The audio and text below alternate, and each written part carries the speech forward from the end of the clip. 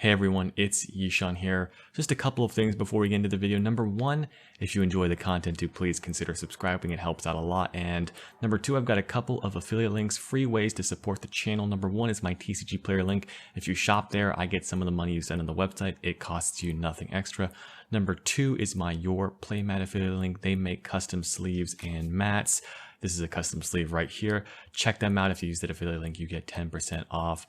Without further ado, guys, let's get right into the video. What's up, guys? It's Yishan here. Happy Monday morning. I have compiled 5 decks that topped the remote duel regionals that were happening this weekend. And you may ask me, Yishan, does topping a remote duel regional with less than 100 people count as a regional top? And my answer to that is, if I was playing, absolutely yes. If it was my top, absolutely yes. And I'm sure a lot of people feel the same way. But these are some interesting decks. We saw the meta sort of develop over the weekend. Swordsoul, popular deck. I don't think it's overpowered at all. It's actually sort of just in the meta, right? Player skill, I feel like, does matter, especially in the grind game. We got a really interesting deck from Nicolo M here. We got Ash Blossoms, pretty standard, except we're seeing a cross out package in this list. I like the cross out package. It means going triple tactics, right? And we're seeing this sort of this pattern coming up with a lot of decks where they're running less and less hand traps. This build is running hand traps because of cross out designator, and I actually have seen Nibiru coming with an uptick in popularity. So this is certainly that one. He side decks the token collector, I suppose, for the marriage. We got some kaijus. This is getting more popular. Lightning Storm evenly, Imperial Order, good stuff. Extra deck looks pretty good to me. I know a lot of people have been wondering if they ever summon this card, Yazi. I mean, it seems good in theory, although I hear a lot of people just, I never summon it. So, I don't know. But other than that, extra deck looks pretty good to me. Solid deck. I do notice 3 Taya, which is sort of maybe unusual. Not sure what these Swordsoul players are agreeing on today, but Nico M, congratulations on your top finish. This is a really interesting deck, and I like it a lot. So looks pretty solid to me. Let's move on to the next deck of the weekend, which is okay. Get to the next one. We have Simon Zhu Drytron. Okay, and this is a really interesting build. So we've got the 3 alphas and then the 3 zetas, which I agree with. You want to see the ritual. If you don't see the ritual spell, it's going to be a rough game for you. So just play 3 of the best ones and then one of the other ones, and then 3 Arclight, 3 Diviner, 1 Ava. I mean, this is just as minimal as you can get. They're playing triple pre-prep, triple cyber emergency, double prosperity. Now look at this.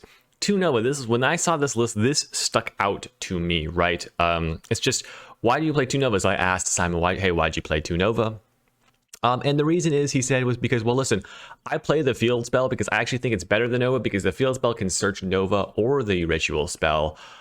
Fair enough, I say, fair enough. But, obviously it's a little bit weaker to Droll, right? So it really depends on what you're scared about. Clearly, Simon here is not too scared of Droll.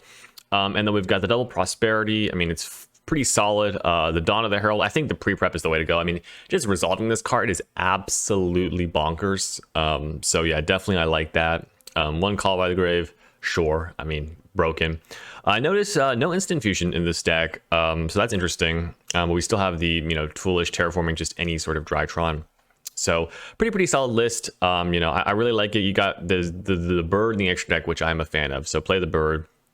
But yeah, this is Simon with his Drytrons. I like to note that they're the 1 random Mystic Mine, another one on the side. Triple drag down into the grave. This is sort of like trying to play more going first cards. I kind of like it, actually, and I also like this Denko Sekka. You don't really need your normal summon against macro decks. Drag down, really interesting tech. It's sort of like cross out, but you don't have to play a bunch of random hand traps in your deck. Okay, so that is Simon's Drytron. Let's take a look at the next list here.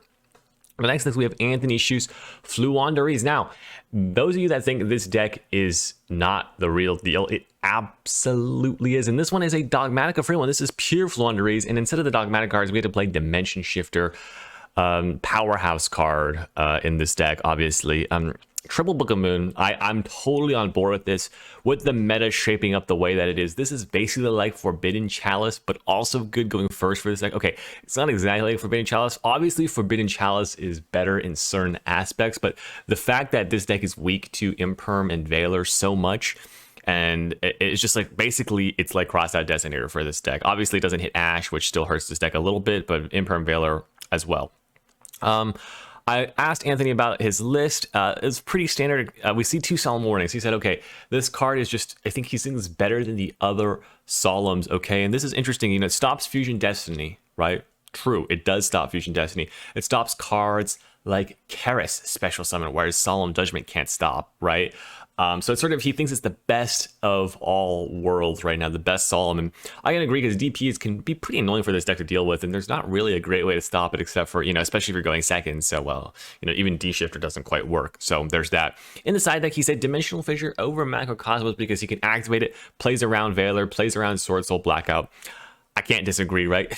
For the extra, he plays a bunch of Lyrilus. There's really, that doesn't really matter what you put in here. You definitely put like some NTSS targets just in case someone Dogmatica Max misses you. But other than that, he's like, listen, maybe I can make a rank 1. Maybe I can swing in for Zeus. I like that. He told me earlier in the tournament one time he got 2 Jack in the Hand triggers from his opponent and was able to just make a Recital Starling and start his combo from there, which is pretty crazy. So that is Anthony's use. Floowandereeze. Let's take a look here. We got Calvin Jin's specialty currently. He's played a lot of decks, but this is his Zombie Eldlich. This deck looks like a lot of fun, and if those reprints are coming around in the Gold Series, I would definitely be looking to pick this up. This deck is just absolutely, it looks like a blast to play. You know, you get to use the Eldlich cards sometimes to actually summon non-lords from your deck. You can summon like Baldarok or Necroworld Banshee.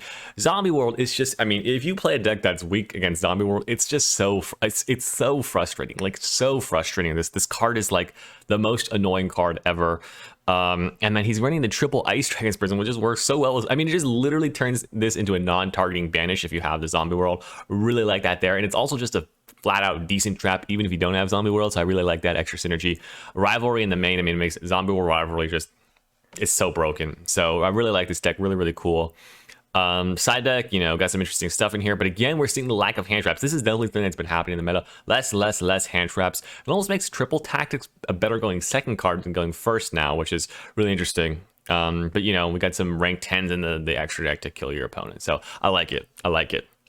Okay, let us take a look at the last list, which is Colby Ing's Lyrilusc Tri-Brigade. Now, Colby has said, listen, I'm going to play 3-Barrel Canary because it's so broken. And I sort of agree. So with the high Barrel Canary accounts, we're seeing him opt to not go for the statue and instead go for Mist Valley Apex Avian.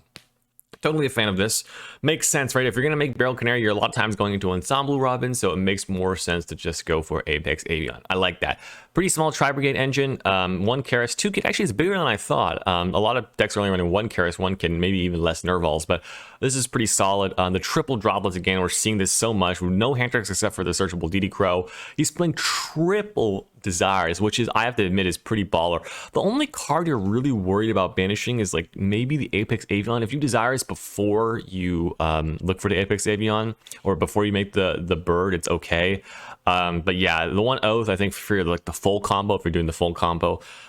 Extra deck, this is really crazy. There's access code, but no link 3s. I think Colby said he never summoned Appaloosa. He's playing triple Recital Starling, which I kind of like. This card actually does come up, and especially if you're playing all these birds, even 2 Sapphires. This card could be pretty good, the triple that.